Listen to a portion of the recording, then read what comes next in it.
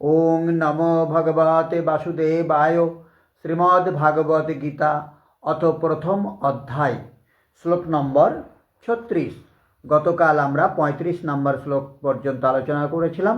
আজকে আমরা 36 থেকে আলোচনা করতে শুরু করছি। তস্মান্নারায় বয়ং হন্তং ধার্তরাষ্ট্রান সবান্ধাবন সজ্জনং হি কথা হত্যা সুখিনা শ্যাম মাধব।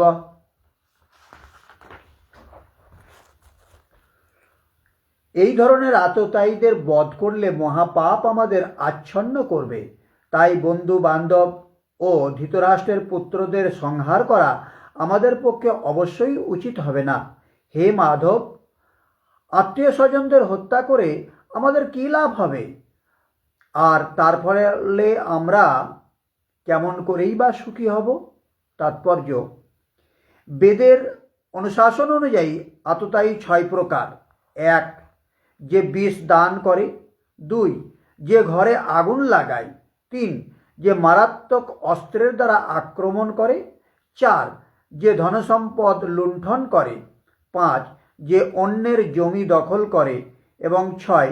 যে ধর্মপত্নীকে হরণ করে। এই ধরনের আততায়ীদের অবিলম্বে হত্যা করা উচিত এবং এদের হত্যা করলে কোনো রকম পাপ হয় না। এই ধরনের আততায়ীদের বিনাশ করাটা সাধারণ মানুষের পক্ষে স্বাভাবিক, কিন্তু অর্জুন একজন সাধারণ মানুষ ছিলেন না।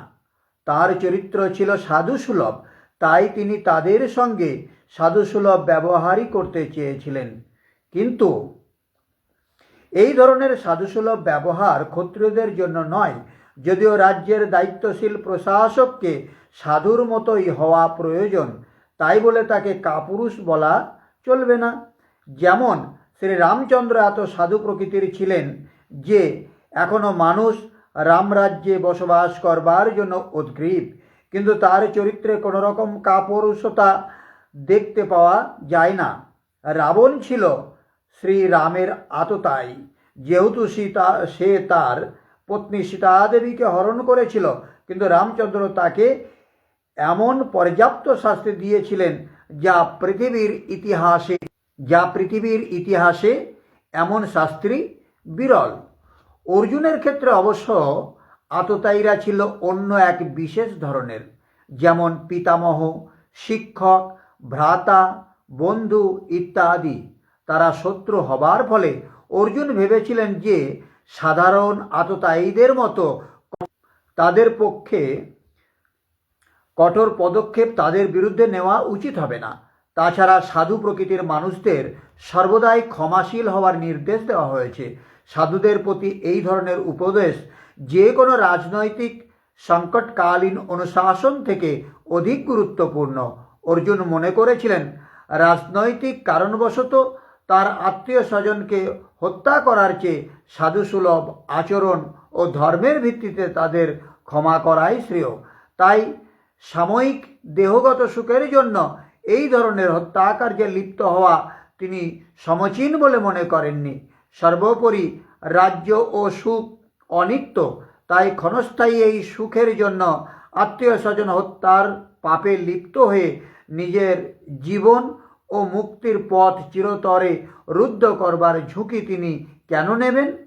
এখানে অর্জুন যে শ্রীকৃষ্ণকে মাধব বা লক্ষ্মীপতি বলে সম্বোধন করেছেন, তাও এই প্রসঙ্গে অত্যন্ত তাৎপর্যপূর্ণ।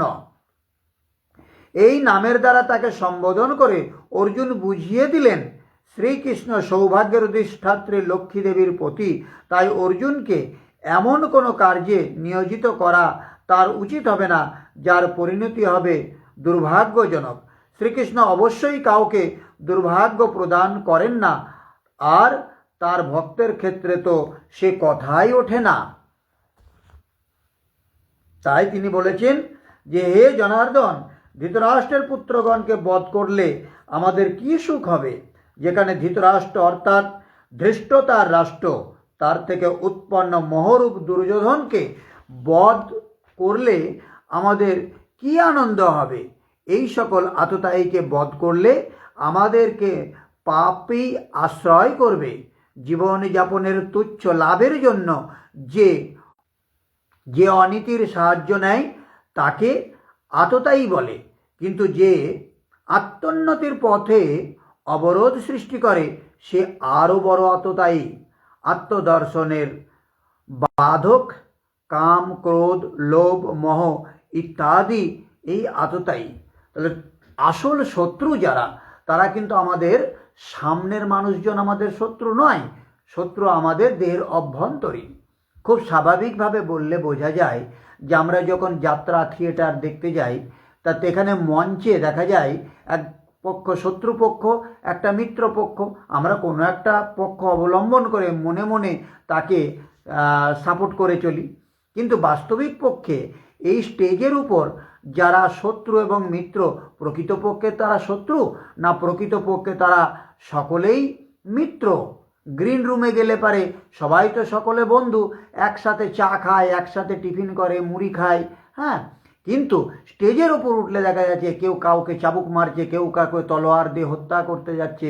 আসলে ওরা তো অভিনয় করছে মঞ্চে, আসলে ওরা একই টিমের লোক, একে অপরের বন্ধু, কিন্তু ডিরেক্টর যেভাবে ডিরেকশন করেছে ওরা শুধু সেইভাবে অভিনয় করছে। তেমনিভাবে প্রত্যেকটি আত্মা যে শরীরেই থাক না কেন, ইচ অ্যান্ড এভরিবডি, আমরা সকলেই একে অপরের বন্ধু। আর ভগবান শ্রীকৃষ্ণ হচ্ছে এই পৃথিবীর রঙ্গমঞ্চের ডিরেক্টর। তিনি যেভাবে ডিরেকশন করছে আমরা সেইভাবে অভিনয় করতে বাধ্য হচ্ছি। তাতে করে আমাদের সামনে যে লোকটা শত্রু বলে চিহ্নিত হয়েছে সে প্রকৃতপক্ষে আমার শত্রু নয়। প্রকৃতপক্ষে আমার যে শত্রু, আপনার যে শত্রু, তা আমাদের দেহের মধ্যে রয়েছে। তারা হচ্ছে কাম, ক্রোধ, লোভ, মোহ, অহং, আশ্চর্য। এই শত্রুগুলো আমাদের প্রকৃত শত্রু, এছাড়া আর কেউ শত্রু নেই। অতএব হে মাধব, স্বীয় বান্ধব ধৃতরাষ্ট্রের পুত্রগণকে আমাদের বধ করা উচিত নয়। বান্ধব কী রূপে? তারা সকলেই তো শত্রু ছিল সামনে আপাতত, বস্তুত শরীরের আত্মীয়তা অজ্ঞানজনিত। আমাদের শরীর সম্বন্ধে যে সম্পর্কগুলো এরা অজ্ঞানজনিত। ইনি মামা, ইনি শ্বশুর, স্বজন সমুদয়, এই সকলই অজ্ঞান। যখন এই দেহটাই নশ্বর তখন এর কুটুম্বিতায় কি করে শাশ্বত হবে? যতক্ষণ মোহ ততক্ষণই আমাদের সৌহৃদ, আমার পরিবার, আমার জগৎ ইত্যাদি ইত্যাদি। মোহ নেই তো কিছুই নেই। সেই জন্য অর্জুন শত্রুদের স্বজন রূপেই দেখতে পেয়েছিলেন। তিনি বলেছিলেন যে নিজ কুটুম্বকে বধ করে আমরা কী রূপে সুখী হব? যদি অজ্ঞান ও মোহ না থাকে তবে কুটুম্বেরও কোনো অস্তিত্ব নেই। এই অজ্ঞানই আমাদের জ্ঞানেরও প্রেরক। ভর্তৃহরি, তুলসীদাস ইত্যাদি অনেক মহাপুরুষগণ বৈরাগ্যের প্রেরণা তাদের স্ত্রীর কাছ থেকে পেয়েছিলেন। কেউ বা বিমাতার ব্যবহারে ব্যথা পেয়ে বৈরাগ্যের পথে এগিয়ে গেছেন। দেখা যাক এর পরের শ্লোকগুলো।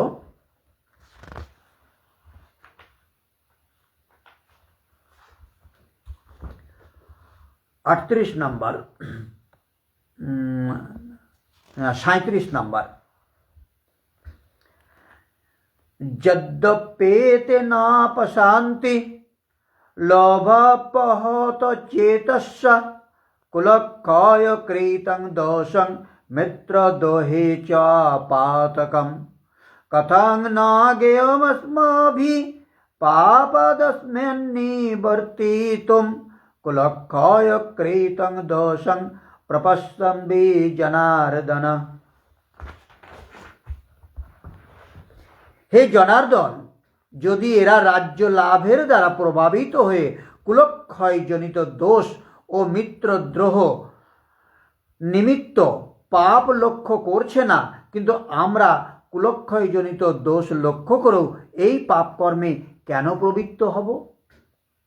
তাৎপর্য, যুদ্ধে ও পাশা খেলায় আহ্বান করা হলে কোনো ক্ষত্রিয় বিরোধী পক্ষের সেই আহ্বান প্রত্যাখ্যান করতে পারে না। দুর্যোধনের দল সেই যুদ্ধে অর্জুনকে আহ্বান করেছিল, তাই যুদ্ধ করতে অর্জুন বাধ্য ছিলেন। কিন্তু এই অবস্থায় অর্জুন বিবেচনা করে দেখলেন যে তার বিরুদ্ধ পক্ষের সকলেই এই যুদ্ধের পরিণতি সম্বন্ধে একেবারে অন্ধ হতে পারে, কিন্তু তা বলে তিনি এই যুদ্ধে অমঙ্গলজনক পরিণতি উপলব্ধি করবার পর সেই যুদ্ধের আমন্ত্রণ গ্রহণ করতে পারবেন না। এই ধরনের আমন্ত্রণের বাধ্যবাধকতা তখনই থাকে যখন তার পরিণতি ভালো হয়, অন্যথায় এর কোনো বাধ্যবাধকতা নেই। এই সব কথা সুনিশ্চিতভাবে বিবেচনা করে অর্জুন এই যুদ্ধ থেকে নিরস্ত থাকতে মনস্থির করেছিলেন। যদিও এরা লোভের অভিভূত হয়ে কুলনাশজনিত দোষ ও মিত্রদ্রোহে যে পাপ হয় তা দেখছে না, এ দোষ তাদের তার সত্ত্বেও হে জনার্দন, কুলনাশজনিত দোষ উপলব্ধি করেও আমরা এই পাপ থেকে নিবৃত্ত হব না কেন? কেবল আমি পাপ করছি এমন কথা নয়, আপনিও ভুল করছেন। শ্রীকৃষ্ণের উপরও দোষারোপ করলেন। এখনও তিনি নিজেকে বুদ্ধিতে শ্রীকৃষ্ণের চেয়ে কম মনে করছেন না। প্রত্যেক নতুন সাধক সদ্গুরুর শরণাগত হবার পরে এই ধরনের তর্ক করেন এবং নিজে যে কম জানেন তা ভাবেন না। এ কথাই অর্জুনও বলেছেন যে এরা না বুঝুক, কিন্তু আমরা তো বুদ্ধিমান। কুলনাশজনিত দোষের উপর আমাদের অবশ্যই বিচার করা উচিত। কুলনাশে কী কী দোষ হয়? তাহলে যে সমস্ত শিষ্যরা গুরুর সান্নিধ্যে প্রথমে আসে, গুরুদেব যে নির্দেশ দেন, তাহলে তারা মনে করে প্রথমে যে গুরুদেব বোধহয় ভুল নির্দেশ কিছু করছেন, অথচ আমি সেটা ঠিক আছি। তারা গুরুদেবের সঙ্গে তর্ক বিতর্কও করতে পারে যে প্রভু এটা ঠিক হচ্ছে না, বোধহয় এইটা ঠিক হবে। প্রথম সাধকরা এটাই মনে করে।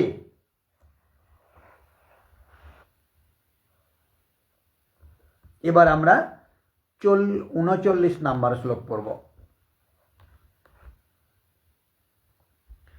কুলক্ষয়ে প্রণশ্যন্তি কুলধর্ম সনাতনা, ধর্ময়ে নষ্টে কুলং কৃতস্নাম ধর্ম বিভবতুৎ। তো কুলনাশে সনাতন কুলধর্ম নষ্ট হয়। অর্জুন কুলধর্ম কুলাচারকেই সনাতন ধর্ম বলে মনে করেছিলেন। ধর্ম নষ্ট হলে সম্পূর্ণ কুলকে পাপ দাবিয়ে দেয়।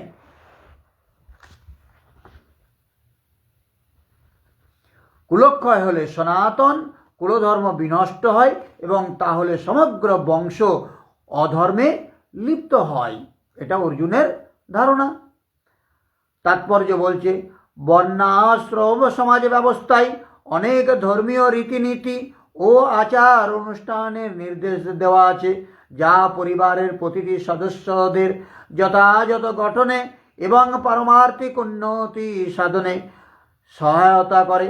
পরিবারের প্রবীণ সদস্যরা পরিবারভুক্ত অন্য সকলের জন্ম থেকে আরম্ভ করে মৃত্যু পর্যন্ত এই ধরনের শুদ্ধিকরণ সংস্কারের দায়িত্ব পালন করে থাকেন। কিন্তু এই সমস্ত প্রবীণ সদস্যদের মৃত্যু হলে শুদ্ধিকরণের এই সমস্ত পারিবারিক প্রথা বন্ধ হয়ে যেতে পারে, আর তখন পরিবারের নবীন সদস্যরা ধর্মোচিত আচরণে লিপ্ত হতে পারবে এবং তার ফলে তাদের মুক্তির সম্ভাবনা চিরতরে নষ্ট হয়ে যায়। তাই কোনো কারণেই পরিবারের প্রবীণ সদস্যদের হত্যা করা উচিত নয়।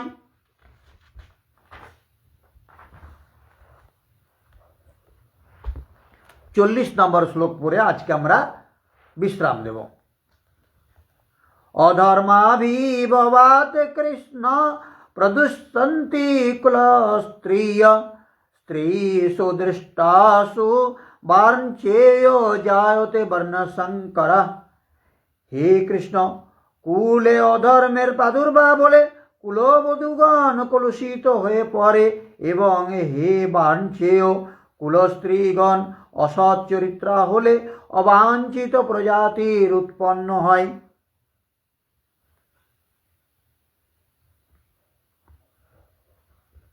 তাহলে কি বলল? যে হে কৃষ্ণ, পাপের বৃদ্ধি হলে কুলস্ত্রীগণ কুলসিত হয় এবং হে বাঞ্ছেয় স্ত্রীগণ কলুষিত হলে বর্ণসংকর উৎপন্ন হয়। অর্জুনের দৃষ্টিকোণে কুলস্ত্রীগণ কলুষিত হলে বর্ণসংকর দেখা যায়, কিন্তু শ্রীকৃষ্ণ এই সিদ্ধান্তের খণ্ডন করে আরও বলেছেন, আমি অথবা স্বরূপস্থিত মহাপুরুষ যদি আরাধনার ক্রমে ভ্রম উৎপন্ন করেন তাহলে বর্ণসংকর দেখা যায়। বর্ণসংকরের দোষের উপর অর্জুন আলোকপাত করছেন।